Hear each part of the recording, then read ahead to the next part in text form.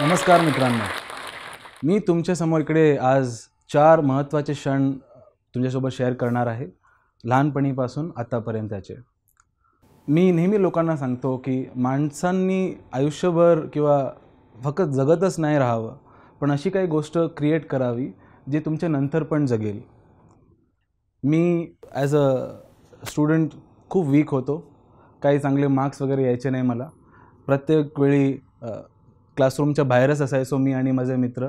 प्रिन्सिपलच्या रूमच्या बाहेर नेहमी पेरेंट्सला बोलवायचं आणि तुम्हाला कळलं असेल 50-60% तर मला मिळायचे. पण हे सगळं चेंज झालं एक दिवशी. जेव्हा मी 9th स्टँडर्डमध्ये होतो, माझ्या रिपोर्ट डेला माझी आईला बोलवण्यात आलं होतं, कारण परत मी खूप कमी मार्क्स आणले होते. पण त्या दिवशी काहीतरी वेगळं झालं. माझा जो क्लास टीचर होता त्यांनी पूर्ण क्लासच्या समोर, माझ्या पूर्ण मित्राच्या समोर, माझ्या शाळेच्या समोर माझ्या आईचा अपमान केला. अपमान कसा केला ते म्हटलं की तुम्ही तुमच्या मुलांना प्रॉपरली त्यांना अपब्रिंगिंग नाही केलं, तुम्ही त्याला वाढवलं नाही प्रॉपरली. आणि असं बरंच बोलत राहिले माझे क्लास टीचर. हे असं बोलताना माझी आई, जी एक सिंगल मॉम आहे, जी खूप स्ट्रॉंग आहे, स्वतः एक व्यवसायी आहे आणि खूप स्ट्रॉंग ॲज अ लेडी आहे, ती पण रडायला लागली. आणि मी माझ्या आईला रडताना कधी बघितलं नव्हतं. आई रडत होती आणि त्या दिवशी मी स्वतःसाठी हे केलं की माझ्यामुळे आयुष्यात कधी आईला परत रडवणार नाही. तो माझा आयुष्यातला पहिला महत्त्वाचा क्षण होता. एकदा ते झालं, त्याच्यानंतर मी अभ्यासात लक्ष घालायला लागलं. मी एक चांगला मुलगा झालो आणि कॉलेजमध्ये किंवा शाळेत चांगले परफॉर्मन्स करायला लागलो. जेव्हा मी ग्रॅज्युएट होतो तो बेस्ट स्टुडंटचा मला अवॉर्ड मिळाला आणि कॉलेजचा मी जनरल सेक्रेटरी पण होतो, तर मार्गाला लागलो होतो. पण आता कॉलेजमध्ये आईला सपोर्ट करण्यासाठी आणि स्वतः पण एक रिस्पॉन्सिबल बनण्यासाठी मी एक कोचिंग आणि कन्सल्टिंगचा बिझनेस सुरू केला आणि लोकांच्या मदतीमुळे तो बिझनेस चांगला मोठा झाला. मोठा होत होता मला खूप लोक म्हटले, कुणाल आता हा बिझनेस जो तू सुरू केला आहे ह्याला एक कंपनीमध्ये फॉर्म कर, एक स्ट्रक्चर आण, तुला टॅक्स भरताना पण कमी भरावं लागेल आणि तुला वाढवताना खूप इझिली हा बिझनेस वाढेल. आणि मी त्यांचं ऐकलं. मी म्हटलं ओके करूया. जेव्हा मला ही कंपनी फॉर्म करायची होती, मी बऱ्याच लॉयर्सला भेटलो, ॲडव्होकेट्सला भेटलो, चार्टर्ड अकाउंटंट्सला भेटलो. पण त्यांना भेटताना परत जे माझ्या शाळेत झालं होतं तेच त्यांच्या ऑफिसमध्ये झालं. त्यांच्यासमोर एक मुलगा थांबला आहे जो चांगला अभ्यास करतो, जो चांगला बिझनेस पण करतो, पण त्यांनी माझा खूप अपमान केला त्यांच्या ऑफिसमध्ये. माझं ऐकून नाही घेतलं की मी कोण आहे, माझं काय बॅकग्राऊंड आहे, माझा काय बिझनेस आहे, काहीच नाही. फक्त मला म्हटले, असे पेपर्स ठेवले माझ्यासमोर आणि मला प्रत्येक पेपरवर एक एक्स मार्क केलं आणि मला म्हटले इकडे सही कर, मी एक अडाणी माणूससारखा. आणि मला म्हटले 10,000 रुपये दे आम्हाला, आम्ही बघून घेऊ. बघून घेऊ म्हणजे काय, मला सांगा ना काय करायचं आहे. पण काहीच नाही. त्या दिवशी जो माझा अपमान झाला आणि एक माणसाने नाही 16 लोकांनी माझा अपमान केला. मी म्हटलं भारतात माझ्यासारखी अजून किती मुलं असतील ज्यांना स्वतःचा बिझनेस सुरू करायचा आहे, ज्यांना स्वतःचा व्यवसाय सुरू करायचा आहे, पण सगळ्यांना हे असेच लोक भेटत असतील. मी म्हटलं मी माझ्या आयुष्यात आता हेच काम करणार. जे हे लोक आहे यांची सगळे डिग्रीज सगळे घेणार मी आणि लोकांना व्यवसाय सुरू करायला आणि वाढवायला हेल्प करणार. म्हणून त्या दिवशीपासून जे माझा सेकंड महत्त्वाचा क्षण होता, मी माझं chartered accountancy, company secretary course, law सगळं क्लिअर करून ही प्रॅक्टिस सुरू केली. आणि ही प्रॅक्टिस खूप चांगली चालली आणि चालतच होती.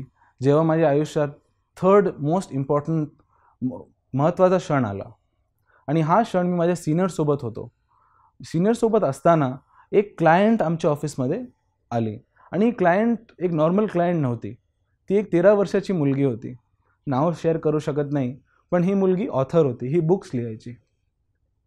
बुक्स लिहिताना तिला खूप सक्सेस मिळालं आणि तिचं ॲन्युअल इन्कम मला सर म्हटले की 20 लाख रुपये झालं होतं.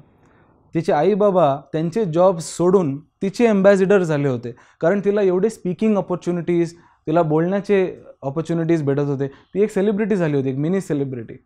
आणि एक नाही, माझ्या सरांनी मला खूप असे एक्झाम्पल्स दिले की लोक छोटे असतानाच मोठी कीर्ती करून गेलेत. आणि त्या दिवशी मी म्हटलं मी माझी प्रॅक्टिस ह्याच फील्डमध्ये करणार, इंटेलेक्च्युअल प्रॉपर्टीच्या फील्डमध्ये. तुम्हाला सांगायचं असेल तर तुम्ही शोले मूवी तर पाहिलीच असेल. त्याचे जे प्रोड्युसर होते रमेश सिप्पी, ते आजही शोले मूवीपासून 5 कोटी रुपये प्रत्येक वर्ष कमवतात. आणि ती मूवी कधी झाली होती? 1975 मध्ये बनवली होती मूवी. जर तुम्ही हॅरी पॉटर वाचत असेल, लहान मुलं असतात, हॅरी पॉटर फर्स्ट लिहिली होती 97 मध्ये आणि जे.के. रावलिंग जी ऑथर आहे ती आजही हॅरी पॉटरच्या बुक्समधून मिलियन्स ऑफ डॉलर्स तिचा इन्कम आहे. How is this possible? हे कसं होत आहे? ह्याचं उत्तर तुम्हाला आता देतो मी. तुम्हाला नेहमी वाटतं की जे लोक बिझनेस करतात ते नेहमी फॉरेनला जात असतात. का जातात हे लोक? नेहमी माझे अंकल्स पण जात असतात. मी एका अंकलला विचारलं, तुम्ही का जात असता? आणि ते म्हटले मला की बाहेर जाऊन आम्ही हे बघतो की असा कुठला बिझनेस आहे जो आपल्या भारतात होत नाही आहे आणि मग ते इकडे येऊन करतात. तुम्हाला एक एक्झाम्पल देतो.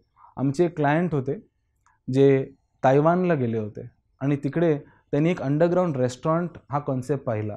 अंडरग्राऊंड रेस्टॉरंट म्हणजे एक रेस्टॉरंट जिकडे तुम्ही लिफ्ट घ्यायची आणि खाली जायचं, 30 मिनटं खाली जायचं आणि तिकडे मग जेवायचं, फाईन डायनिंग.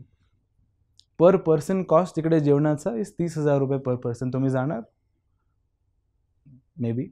पण सर गेले होते. त्यांनी आणि त्यांच्या बायकोनी त्यांनी डिनर केलं. डिनर केल्यावर ते बाहेर आले आणि त्यांना खूप आवडलं. ते परत भारतात आले आणि त्यांनी आमच्या सरांना विचारलं, हे कोणी करतंय का भारतात? आमच्या सरांनी सर्च घेतलं आणि सर म्हटले, भारतात कोणी करत नाही. त्यांनी ही आयडिया भारतात रजिस्टर केली under a concept registration. He idea register करताना त्यांना खर्च आला असेल 8-10 हजार रुपये. पण मला आत्ता कळालं की 2 वर्ष आधी त्यांनी हीच आयडिया एक बिल्डरला विकली आहे 55 करोड्समध्ये. 8 ते 10 हजार इन्व्हेस्ट करून 3 वर्षात 55 करोड्स हा एकदम जबरदस्त रिटर्न आहे. तुम्हाला वाटतं की नाही? आता हे तुम्ही आणि आम्ही करू शकतात का? The answer is yes. आम्ही नेहमी म्हणतो की आयडियाज हे सगळ्यांना येतात, सगळ्यांना. आणि ही आयडियाज तुम्हाला जिकडे जिकडे प्रॉब्लेम दिसतं, तुम्ही जिकडे जिकडे फ्रस्ट्रेट होतात तिकडे तुम्ही एक आयडिया आणू शकता. पण आयडिया येणं हे इम्पॉर्टंट नाही आहे. त्या आयडियाला एक्सप्रेस करणं इम्पॉर्टंट आहे. त्या आयडियाला रजिस्टर करणं इम्पॉर्टंट आहे आणि रजिस्टर केल्यानंतर त्याला मॉनिटाईज करणं, त्याच्यातून पैसे काढणं हे इम्पॉर्टंट आहे. नाहीतर व्हॉट इज द यूज? तर जेव्हा मला हे कळलं की आयडियामध्ये केवढी पॉवर आहे, मी लोकांनाही मदत करायला लागलो. आम्ही मोर दॅन 200 ऑन्टरप्रेनर्स जे स्टार्टअप्स आहेत त्यांना मदत केली, ह्यांचे आयडियाज रजिस्टर केले. ह्याच्यातले 24 स्टार्टअप्स असे होते ज्यांना फंडिंग मिळाले, जे आता आज खूप मोठे स्टार्टअप्स आहे. $2 मिलियन म्हणजे 12 कोटीच्या वरती फंडिंग मिळाले आणि त्याच्यामुळे मी इकडे थांबलो आहे. मी स्वतः सक्सेसफुल का आहे? कारण मी ह्या लोकांना त्यांचे बिझनेसेस पुढे घेऊन जायला मदत केली. तर मी जे सुरुवाती बोललो होतो तेच आत्ता म्हणतो. माझं हा आयुष्याचं लक्ष हेच आहे की लोकांच्या आयडियाला घेऊन त्याच्यातून इम्पॅक्ट क्रिएट करायचा. ह्याच्यात जेव्हा मी हे काम करत होतो, मला ministry of youth affairs and sports त्यांनी बोलवलं आणि आज माझं काम एवढं मोठं झालं आहे की ते माझ्या संदर्भातच नाही, पण माझे स्टाफ पण आहे. मुंबईत ब्रांच पण झाली. एवढे मेंटर्स आणि सपोर्टर्स आहे, इन्व्हेस्टर्स आहे आज माझ्यासोबत. आणि तुमच्याकडे पण आयडिया असेल किंवा माहीत असेल, आमच्याकडे नक्की पाठवा. आम्ही त्याला नक्की मदत करू. तर मी तुम्हाला हेच सांगेल ॲज अ पार्टिंग नोट की आयडिया तुमच्याकडे असेल तर प्लीज त्याला घेऊन बसू नका. त्याला एक्सप्रेस करा, त्याला रजिस्टर करा आणि त्याला मॉनिटाईज करा. All the best. थँक्यू. हा व्हिडिओ आपल्याला कसा वाटला हे आम्हाला कमेंट सेक्शनमध्ये कळवा आणि आपल्या मित्रांसोबत शेअर करायला विसरू नका.